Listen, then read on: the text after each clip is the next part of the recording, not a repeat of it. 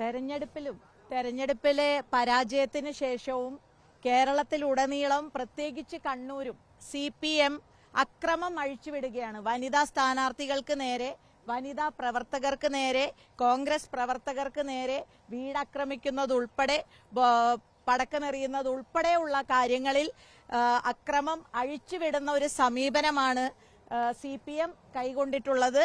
അതിൽ തന്നെ ഏറ്റവും പ്രധാനമായി പറയാൻ ആഗ്രഹിക്കുന്നത് CPMന്റെ ഏതൊരു അക്രമത്തെയും ന്യായീകരിക്കുന്ന, അത് രക്ഷാപ്രവർത്തനമാണെന്ന് വ്യാഖ്യാനിക്കുന്ന മുഖ്യമന്ത്രി ശ്രീ പിണറായി വിജയൻ തന്നെയാണ് ഇതിന്റെയും കാരണഭൂതൻ എന്നുകൂടി പറയാൻ ആഗ്രഹിക്കുകയാണ്.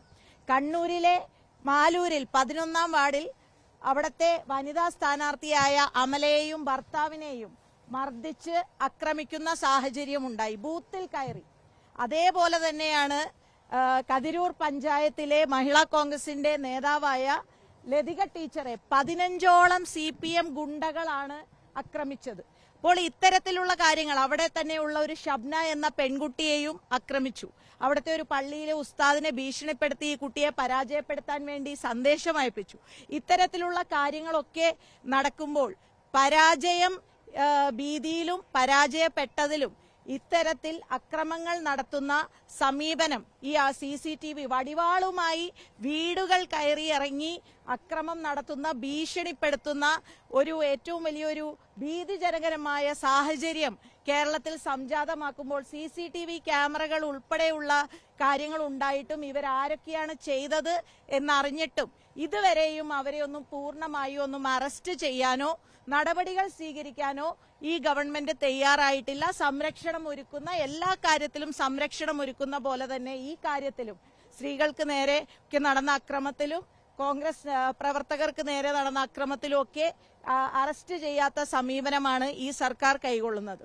മറ്റൊരു പ്രധാനപ്പെട്ട കാര്യം എന്ന് പറയുന്നത്, ഇത് സ്ത്രീകളോടുള്ള ഒരു യുദ്ധ പ്രഖ്യാപനമാണ് CPM നടത്തിയിരിക്കുന്നത്. ഇപ്പോൾ ഈ തെരഞ്ഞെടുപ്പ് ഫലത്തിൽ CPMന്റെ പിണറായി സർക്കാരിന്റെ അടിത്തറ ഇളക്കിയതിൽ സ്ത്രീകൾക്ക്, അമ്മമാർക്ക്, വീട്ടമ്മമാർക്ക് ഒക്കെ വലിയ പങ്കുണ്ട്. സ്ത്രീകളുടെ ഒരു രോഷപ്രകടനം തന്നെയായിരുന്നു.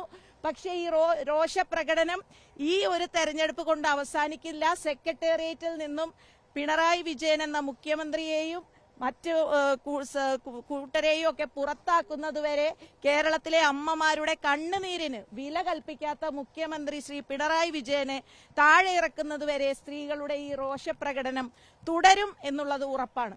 മലപ്പുറത്ത് നടന്ന ഒരു സംഭവം, മലപ്പുറത്ത് ഏറ്റവും കേരളത്തിലുള്ള സ്ത്രീകളെ ആക്ഷേപിക്കുന്ന ഒരു വാക്കുകളാണ് CPM മുൻ ലോക്കൽ സെക്രട്ടറിയുടെ ഭാഗത്ത് നിന്നും ഞെട്ടലോടെ, ഷോക്കിംഗ് എന്ന് തന്നെ പറയേണ്ട തരത്തിൽ പറയുന്ന കാര്യങ്ങൾ. കെട്ടിക്കൊണ്ടുവന്ന് വോട്ടിന് വേണ്ടി കാഴ്ചവെക്കുന്നു എന്ന തരത്തിലുള്ള സ്ത്രീ വിരുദ്ധ പരാമർശം നടത്തിയിട്ട് അതിനെതിരെ എന്ത് നടപടിയാണ് CPM കൈക്കൊണ്ടിട്ടുള്ളത്? 39,609 വനിതാ സ്ഥാനാർത്ഥികൾ മത്സരിച്ചൊരു തെരഞ്ഞെടുപ്പാണ്. 52% വനിതാ സ്ഥാനാർത്ഥികൾ മത്സരിച്ചതാണ്. വോട്ടർ ടേൺ ഔട്ടിൽ 72% പുരുഷ വോട്ടർമാരെങ്കിൽ 74% സ്ത്രീ വോട്ടർമാർ. അങ്ങനെ സ്ത്രീകൾ ലക്ഷക്കണക്കിന്, ഏത് പാർട്ടിയും ആയിക്കോട്ടെ, കോൺഗ്രസ് എന്നോ മഹിളാ കോൺഗ്രസ് എന്നോ വനിതാ ലീഗ് എന്നോ മാത്രമല്ല, എല്ലാ പാർട്ടികളും, CPMന്റെ എല്ലാ പാർട്ടികളുടെയും സ്ത്രീകൾ ഈ തെരഞ്ഞെടുപ്പിൽ വീടുകളിലേക്കൊക്കെ കടന്നു ചെന്ന് തെരഞ്ഞെടുപ്പ് പ്രചരണത്തിന്റെ ഭാഗമായവരാണ്. അങ്ങനെയുള്ള സ്ത്രീകളെ ഇത്തരത്തിലുള്ള ആക്ഷേപിക്കുന്ന CPM മുൻ ലോക്കൽ സെക്രട്ടറി സൈദലവി മജീദിനെ, അദ്ദേഹത്തിനെതിരെ ഇതുവരെയും ഒരു നടപടിയും സ്വീകരിച്ചിട്ടില്ല. അദ്ദേഹത്തിനെ പുറത്താക്കണം. സ്ത്രീ വിരുദ്ധ പരാമർശം, സ്ത്രീപീഡന പരാമർശം, ഇതെല്ലാം പൊതുജനം കേട്ട കാര്യമാണ്, പത്രമാധ്യമങ്ങളിൽ വന്ന കാര്യമാണ്. വനിതാ കമ്മീഷന് മഹിളാ കോൺഗ്രസിന്റെ സംസ്ഥാന പ്രസിഡന്റ് എന്ന നിലയിലും രാജ്യസഭാ MP എന്ന നിലയിലും ഞാൻ ഇന്നലെ തന്നെ കംപ്ലൈന്റ് കൊടുത്തിട്ടുണ്ട്. പക്ഷേ വനിതാ കമ്മീഷൻ ഇതുവരെയും നമ്മൾ കൊടുക്കുന്ന ഒരു പരാതിയും അതിനൊന്നും ഒരു മറുപടി, ഒരു പോഷക സംഘടനയെ പോലെ സംസ്ഥാനം ഭരിക്കുന്ന പാർട്ടിയുടെ ഒരു പോഷക സംഘടനയെ പോലെ പെരുമാറുന്നതിന്റെ അപ്പുറത്തേക്ക് ഒരു കാര്യത്തിലും വനിതാ കമ്മീഷൻ ഒരു തീരുമാനവും എടുക്കാറില്ല. പക്ഷേ ഈ വിഷയത്തിൽ ഞാൻ ചോദിക്കുകയാണ്, CPM-ന്റെ വനിതാ നേതാക്കന്മാരായ ശ്രീമതി ടീച്ചർക്കും ശൈലജ ടീച്ചറും ഒക്കെ ഇത് അംഗീകരിക്കുന്നുണ്ടോ?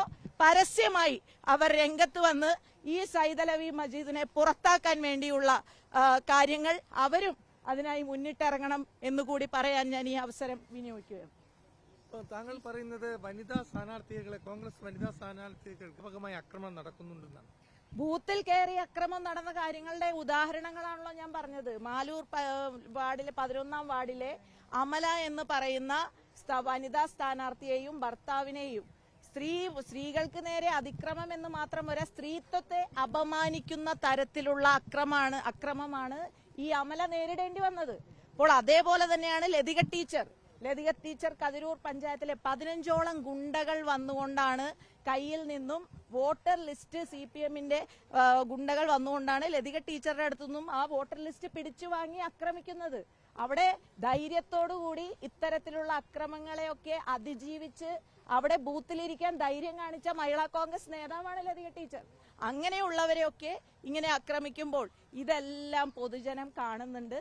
അങ്ങാടിയിൽ തോറ്റാൽ അമ്മയോട് എന്നുള്ള ഈ സമീപനം, അതിനൊക്കെ വലിയ വില ഇവർ വീണ്ടും അടുത്ത തെരഞ്ഞെടുപ്പ് തൊട്ടടുത്തെത്തി നിൽക്കുകയാണ്. വലിയ വില നൽകേണ്ടി വരും. ഈ സ്ത്രീകളുടെ ജീവിതത്തിൽ ഒരു പദ്ധതിയാണ് ഗ്രാമീണ തൊഴിലുറപ്പ് പദ്ധതി.